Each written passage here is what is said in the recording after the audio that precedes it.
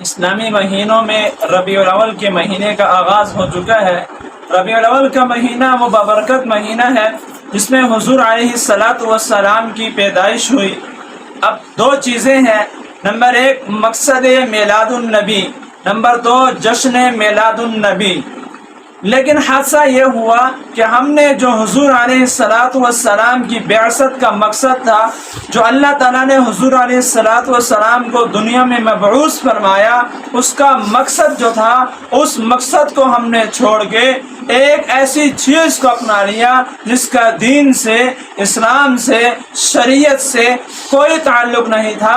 ہم نے حضور علیہ الصلاۃ والسلام کے پیدائش کے مہینے کو جشن کا مہینہ بنا دیا ہے کہ حضور علیہ الصلاۃ والسلام کی پیدائش کے مہینے یعنی ربیع الاول کے مہینے کو جشن منانا ہم نے سنت سمجھ لیا ہے کہ ہم اپنے گھروں کو سجاتے ہیں، اپنے دفتروں کو اور اپنی عمارتوں کو سجاتے ہیں، موٹر سائیکلوں کے سینسر اتار کر روڈوں پہ نکلتے ہیں۔ ہم نے اس چیز کو حضور علیہ الصلاۃ والسلام کی پیدائش کا مقصد بنا لیا ہے، حالانکہ اس کا اسلام سے کوئی تعلق نہیں، دین سے کوئی تعلق نہیں اور شریعت سے کوئی تعلق نہیں ہے، اور حضور علیہ الصلاۃ والسلام کی بعثت کا مقصد سے اس کا کوئی تعلق نہیں ہے۔ اللہ تعالیٰ نے جو حضور علیہ الصلاۃ والسلام کو دنیا میں مبعوث فرمایا، آپ کو جو دنیا میں بھیجا ہے، اس کا مقصد ایک اللہ کی پہچان کرانا تھا لوگوں کو اور اپنے سنت طریقوں پر لوگوں کو چلانا تھا۔ یہ تھا حضور علیہ الصلاۃ والسلام کی زندگی کا مقصد کہ اللہ کا تعارف پوری دنیا کو کرا دینا، پوری دنیا میں اللہ کی وحدانیت کا پیغام پہنچانا، یہ حضور علیہ الصلاۃ والسلام کی میلاد کا مقصد تھا۔ لیکن جو مقصد تھا حضور علیہ الصلاۃ والسلام کی میلاد کا، ہم نے اس کو بھلا دیا اور ہم نے ایک زائد چیز کو، ایک رسمی چیز کو، ایک رواج چیز کو اپنا لیا، جشن کو اپنایا، مقصد کو بھلا دیا ہے۔ وہ کہتے ہیں کہ سونے آیا تو سج گئے گلیاں دے بازار، گلیاں اور بازاروں کو نہیں سجانا۔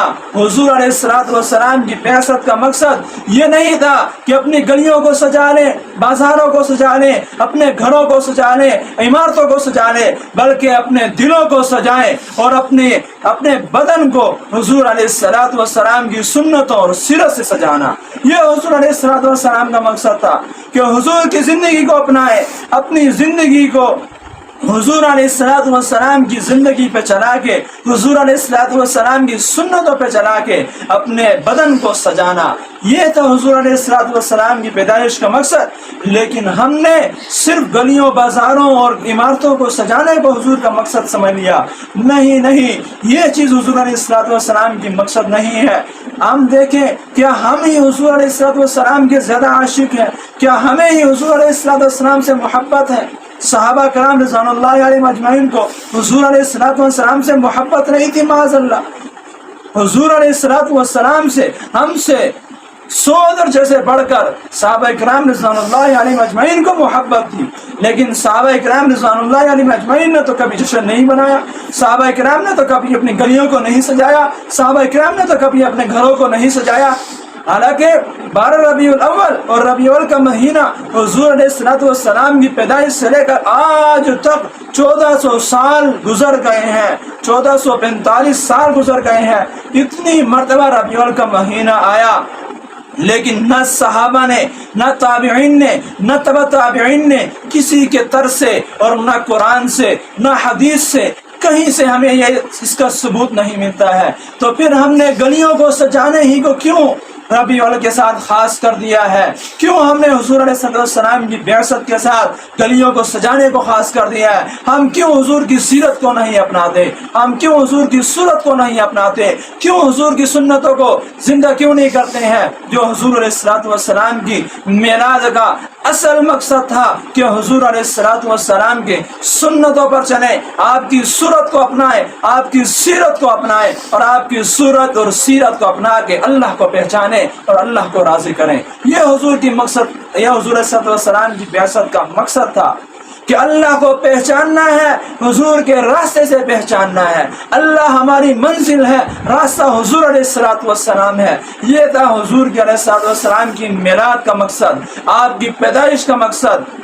آپ کی دنیا میں مبعوث فرمانے کا مقصد یہی تھا کہ ہم حضور علیہ السلام کے سنت طریقوں پہ آ جائیں، اللہ کو پہچانے، حضور کے طریقوں سے پہچانے، حضور کی صورت کو اپنا کے، حضور کی سیرت کو اپنا کے۔ لہٰذا ہم جس روش پہ چل چکے ہیں کہ ربیع الاول کے مہینے کے اندر اپنی گلیوں کو سجا لینا، گھروں کو سجا لینا، اور سارا سال جو ہے حضور علیہ السلام کی زندگی سے بے پرواہ رہنا، لاپرواہ رہنا، نہ نماز کی فکر، نہ قرآن کی تلاوت کی فکر، نہ ذکر اذکار کی فکر، نہ حضور علیہ السلام کی سنتوں کی فکر، بس ربیع الاول کے مہینے میں گلیوں کو سجا لینا، گھروں کو سجا لینا، ہم حضور صلی اللہ علیہ وسلم کے عاشق بن گئے ہیں۔ نہیں نہیں نہیں، قیامت کے دن حضور علیہ السلام اس چیز کو لے کے ہم سے خوش نہیں ہوں گے کہ تم نے ربیع الاول کے مہینے میں اپنی گلیوں کو سجا لیا تھا۔ نہیں، حضور علیہ السلام اس طریقے پہ خوش ہوں گے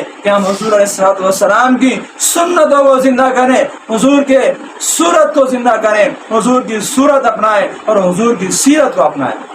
حدیث شریف میں آتا ہے قیامت کے دن کچھ لوگوں کو حضور علیہ السلام کے پاس لایا جا رہا ہوگا، آ رہے ہوں، کچھ لوگ خود بخود حضور علیہ السلام کے پاس آ رہے ہوں گے، لیکن فرشتے ان کو حضور علیہ السلام سے دور کر رہے ہوں گے، کھینچ رہے ہوں گے۔ حضور علیہ السلام فرمائیں گے کہ ان کو آنے دو، کیوں ان کو دور کر رہے ہو؟ تو فرشتے کہیں گے یا رسول اللہ، آپ کو پتہ نہیں تھا کہ آپ کے جانے کے بعد، آپ کے اس دنیا سے تشریف لے جانے کے بعد ان لوگوں نے آپ کے دین کو بدل دیا تھا، آپ کی سنتوں کو بدل دیا تھا، آپ کی زندگی پہ نہیں اپنائے تھے۔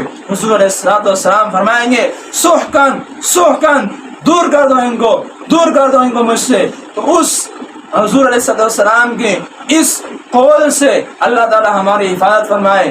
اس لیے جو حضور علیہ السلام کی پیدائش کا اصل مقصد تھا، جو آپ کی میلاد کا اصل مقصد تھا کہ اللہ کو پہچاننا، حضور علیہ السلام کے طریقوں سے اپنا پہچاننا، ربیع الاول کا پیغام بھی یہی ہے کہ ہم حضور علیہ السلام کی سنتوں پہ آ جائیں، ہماری زندگی حضور علیہ السلام کی سنتوں کے مطابق بن جائے، ہماری صورت حضور علیہ السلام کی صورت کے مشابہ ہو جائے۔ یہ ہے ربیع الاول کا پیغام، یہ ہے عید، یہ ہے میلاد النبی کا پیغام کہ ہم حضور علیہ السلام کی سنتوں پر زندگی گزارنے والے بن جائیں۔